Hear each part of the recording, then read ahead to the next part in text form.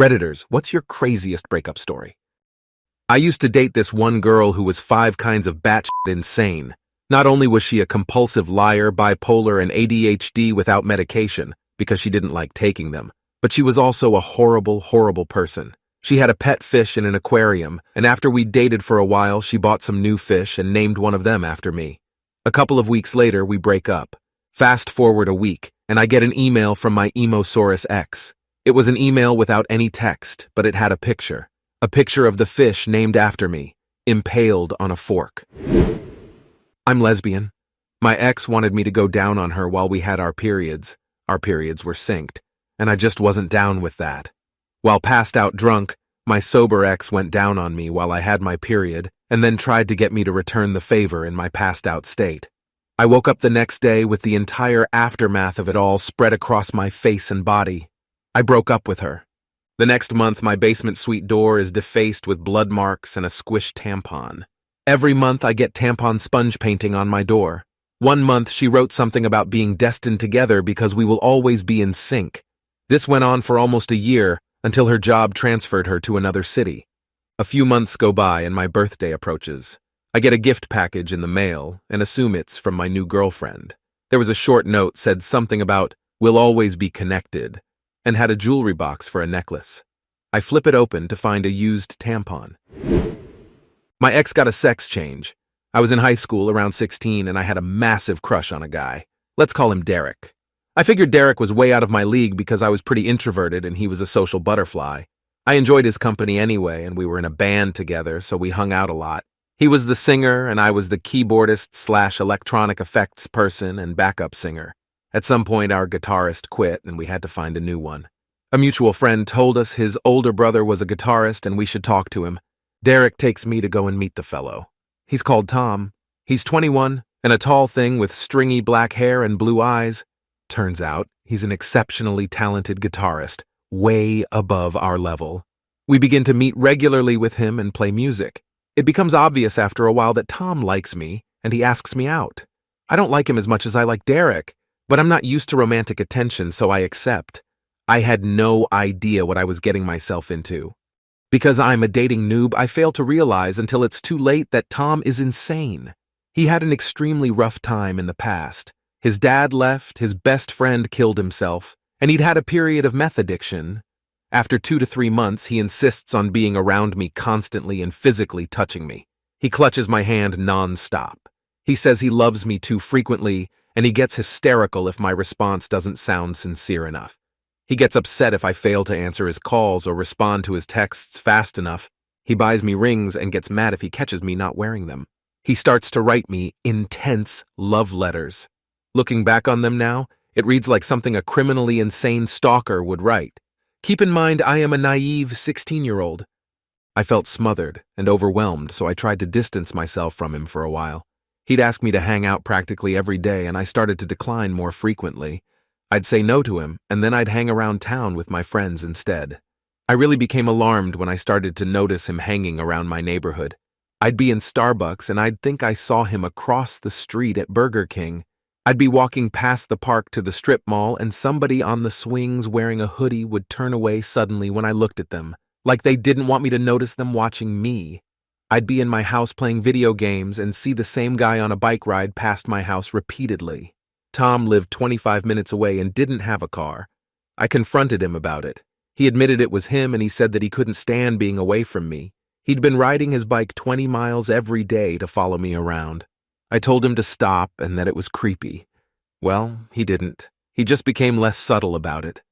I'd be at lunch at school and he'd be standing across the street, in plain sight, just staring in my direction. If I had to go anywhere on foot, he would inevitably be waiting somewhere and would start following at a distance. I would sometimes be able to hear him crying softly.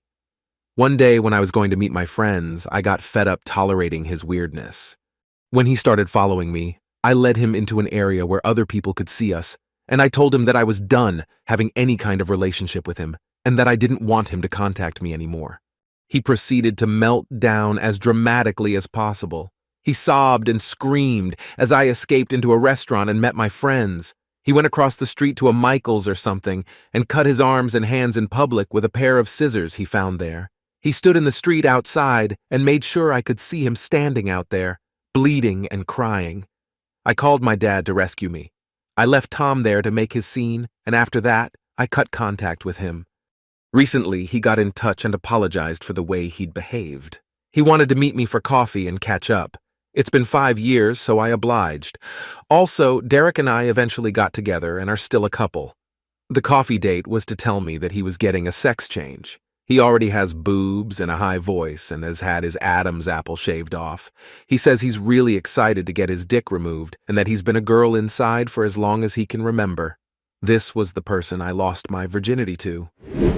Please like and subscribe for more videos like this. Thank you. I used to live with my girlfriend on the 3rd floor of an apartment building. Over time, she was becoming really irritable and lazy, and I decided it was time for us to break up. The lease had just ended, so I'd be free to go, and I told her that we needed to break up. She ran at me, tackled me, and we went smashing through the window and fell down 30 to 40 feet into the dumpster. I am so glad there was a dumpster there because I'm certain I would be dead. Needless to say, she's in a mental hospital now. He broke into my house twice. I was home the first time, but he snuck out before I found out he was in the house. The second time, his friends got him out of my house before I got home. He then refused to get in the car with them and he began wandering around my neighborhood. My neighbors ended up calling the cops on him because, ironically enough, he had a crazy look in his eye. It's a very weird situation. We've been broken up for over a year and have had no communication. His girlfriend has stalked me for the last year as well, hacked into my social media, and trashed my house by breaking my pool filter and leaving her bloody tampons on my doorstep. Just this week, I learned from our mutual friends that he and his new girlfriend tried to jump me a couple months ago. I've never done anything to either of them. I had a friend in college who was dating a girl who had gotten weirder and weirder. I knew the guy for about 3 years, and near the end of the second year, she had begun to hang out with us. We had a few classes together, and she'd wait outside the classroom every now and then. Sometimes she'd even try to peek in through the windows or write down random stuff on them, and if that wasn't enough, she'd straight up interrupt the professor by doing things outside the windows during class. Yeah, not crazy at all. Well, around this time, he finally realized that he had found himself a certifiably crazy whack job. The only problem was that he followed his dick around like the needle on a magnetic compass. And since this girl would sleep with him, he never bothered to try to break it off. Until I got a frantic call from him in the middle of the night. He was panicking because the girl said she was pregnant. Fast forward through the week, I don't see him or his girlfriend at all. He actually missed an exam. Finally, I hear from him again, and it turns out that she's not really pregnant. She had gotten her period. He was quite elated when he told me this. Skip forward another few days. For some reason, they are still together. Oh, wait, never mind. I remember the reason. Sex. So I was at his place because we were studying for an upcoming quiz, and he asks me to look at something. He shows me a condom. At this point, I'm 99% sure that this is some kind of prank. He asks me to take a really close look at it. And sure enough, I can see several small holes in it.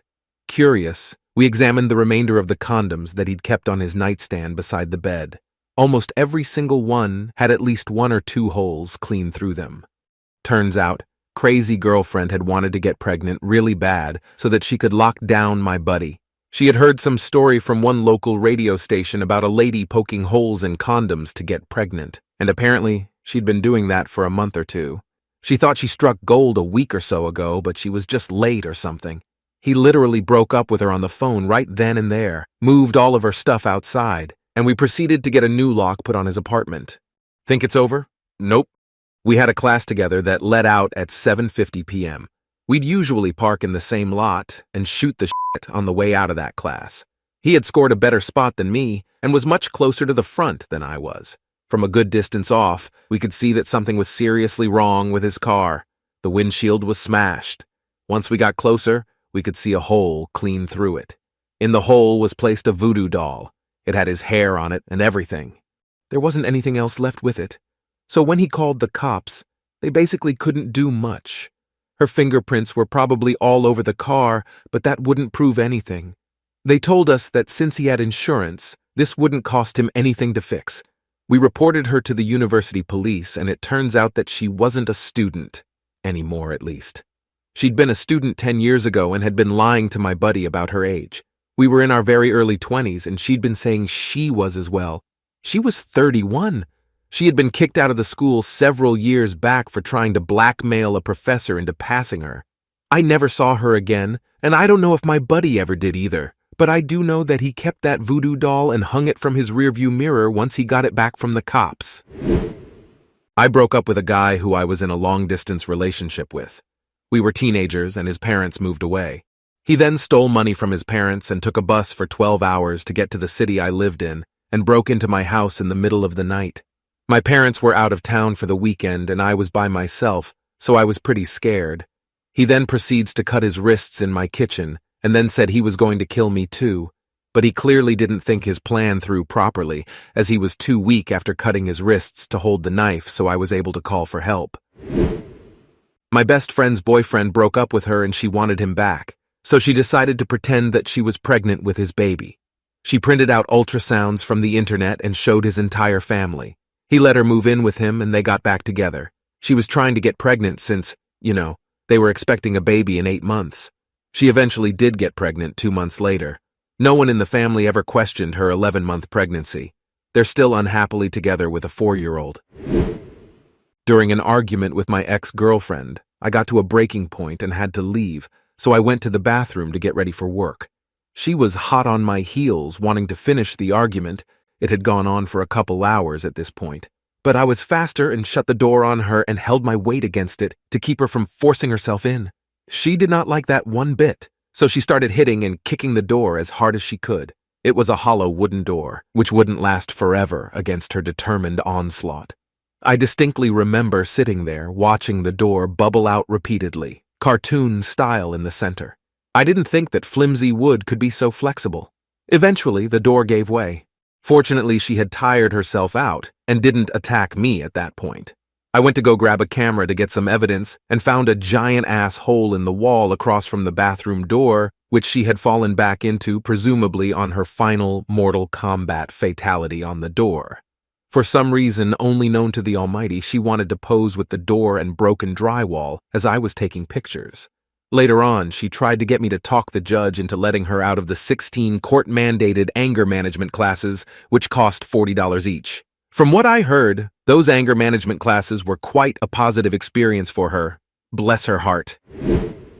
My first boyfriend was the actual worst. He was a total piece of shit, very emotionally and sometimes physically abusive. He moved 45 minutes away to live with his dad a year into our relationship. Not a big deal. After a year and a half of being with him, he calls me up one day and starts telling me about this girl at his new school that he's dating and how he can't believe someone so amazing would want to be with him. I was like, what the f***? So I started seeing a friend of mine who I had a crush on because obviously we're not together anymore. My ex-boyfriend finds out and loses his shit, saying he can't believe I'd do that to him. He called me every single day, 20 times a day for months, before he finally got the picture that I didn't want to talk to him. That happened 7 years ago. He still tries to contact me every once in a while. Oh, and he married that girl. This will be the first time I have ever told this story. This was my reaction, and I'm going to be ashamed of it forever. It's not horrible in a violent or dangerous kind of way, but it personally made me think to myself, dude, are you serious?